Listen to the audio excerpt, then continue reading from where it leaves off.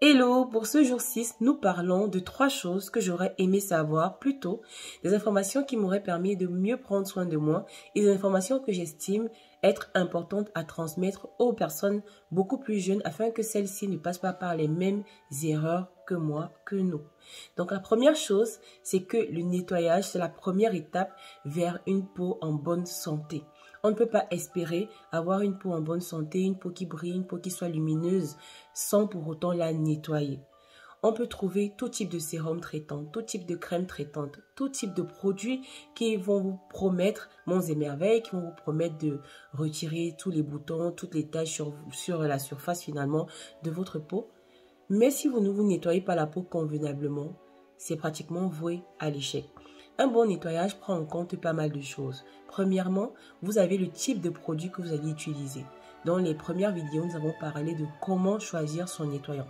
Ensuite, il y a la technique, il y a la méthode. Comment est-ce qu'on se nettoie le visage? Combien de fois est-ce qu'il faut le faire? Est-ce qu'il y a des restrictions en fonction de l'âge, en fonction du type de peau, encore en fonction de l'état de notre peau? Nous verrons ça dans les prochaines vidéos. Gardez simplement en tête qu'un bon nettoyage est primordial. Je me rappelle, lorsque j'étais beaucoup plus jeune, ma maman était très intransigeante sur le fait justement de se nettoyer le visage avant d'aller se coucher. Et je me rends compte que c'est quelque chose qui a favorisé, en tout cas qui a participé à l'état général de ma peau, même pendant l'adolescence. Parce que sans forcément le vouloir, je le faisais vraiment sans forcément prêter attention. Mais lorsqu'on rentrait de l'école, il était interdit d'aller se coucher avec les pieds et le visage sale. On n'était pas obligé de se laver, mais il fallait se laver le visage, se laver les pieds avant de se coucher. Et je me rends compte que aujourd'hui, en tant que professionnelle, mais également en tant que femme, c'est quelque chose finalement qui m'a d'une certaine façon aidée. Donc si vous avez des jeunes personnes chez vous, c'est important de le leur dire. N'attendez pas que ces enfants soient à l'âge de la puberté. Même lorsqu'ils sont plus jeunes, vous pouvez le leur dire, soit prendre une douche avant de se coucher, ou alors se laver le visage au moins pour pouvoir enlever les impuretés de la journée. La deuxième chose, c'est que les soins maison peuvent vous faire plus de mal que de bien. Ce n'est pas moi qui vais vous informer sur la situation. Aujourd'hui, lorsque vous arrivez sur TikTok, sur Instagram, sur Facebook, vous trouvez toutes sortes d'astuces naturelles. Mélange du bicarbonate avec du citron, mélange de la tomate avec du sucre, mélange ci et ça que tu peux trouver dans ta cuisine pour pouvoir nettoyer, pour pouvoir entretenir ton visage, exterminer les boutons, exterminer les taches. Bien sûr, toutes ces informations ne sont pas tout le temps fausses, mais dans la plupart des cas, c'est très dangereux pour vous. Principalement, moi, ce que je pourrais vous dire, c'est que si vous avez véritablement des problèmes de peau, éliminez tout ce qui est astuces maison, tout ce qui est astuces naturelles qui proviennent de votre cuisine. La plupart de ces actifs, comme on peut les appeler, la plupart de ces aliments que vous allez appliquer sur votre peau sont consommables, c'est-à-dire que vous pouvez les ingérer. Mais sur votre peau, l'effet peut être inverse. Lorsque vous prenez une tomate, vous la frottez sur votre peau. Le pH de la tomate n'est pas l'idéal pour votre peau.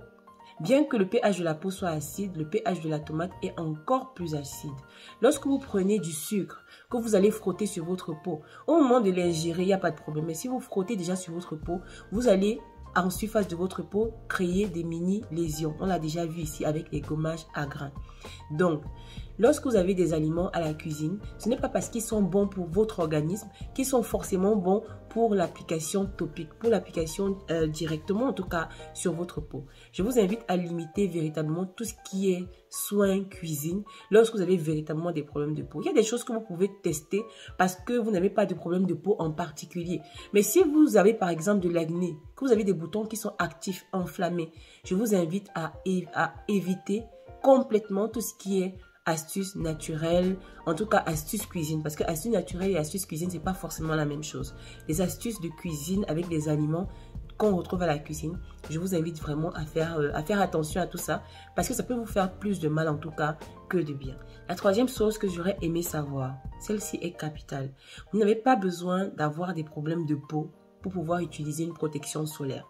Vous n'avez pas besoin d'avoir 30 ans pour pouvoir utiliser une protection solaire. Parce que je sais que ce n'est pas forcément quelque chose qui fait partie de notre culture. On n'a pas grandi comme ça. Mais aujourd'hui, on peut changer les choses. Il y a des rituels que nous adoptons, des rituels beauté que nous adoptons aujourd'hui. C'est parce que nos mamans nous les ont appris. C'est pareil. Nos enfants, vont grandir et nous serons les mamans justement que ces enfants prendront en exemple. Donc c'est important d'apprendre déjà les meilleures techniques, c'est important d'apprendre les meilleurs comportements, les bons comportements aux enfants dès le bas âge. Une protection solaire, c'est dès que l'enfant justement commence à marcher, commence à se balader, commence à aller à l'école, vous pouvez appliquer une protection solaire sur l'enfant. Lorsque l'enfant peut-être va à la plage, parce qu'il y a des plages partout, l'enfant va s'exposer au soleil, vous pouvez lui appliquer une protection solaire. N'attendez pas que votre adolescent, par exemple à la maison, commence à développer des boutons pour pouvoir lui proposer d'utiliser une protection solaire. Pareil pour vous, ne pensez pas que c'est parce que vous n'avez pas de problème de peau que vous pouvez vous passer d'une protection solaire. Il y a des protections solaires pour tous les types de peau et pour tous les états de peau aujourd'hui. C'est un produit que je vous recommande d'acheter la plupart du temps, en tout cas en pharmacie. Parce que au-delà du côté esthétique, la protection solaire n'est pas véritablement cosmétique. C'est avant tout un produit qui vous préserve, qui préserve votre santé. Voilà donc 3 choses que j'aurais aimé savoir plus tôt et que j'estime importantes à transmettre aux jeunes générations aujourd'hui, simplement parce que c'est sur nous que nos enfants prendront des exemples. Donc si vous avez de bons comportements aujourd'hui, ou en tout cas si vous adoptez des rituels qui sont sains, ces rituels justement seront transmis plus facilement et ces enfants-là pourront s'épargner certains problèmes lorsque justement ils atteindront l'adolescence, l'âge adulte en tout cas pour certains. On se dit à bientôt pour une nouvelle vidéo.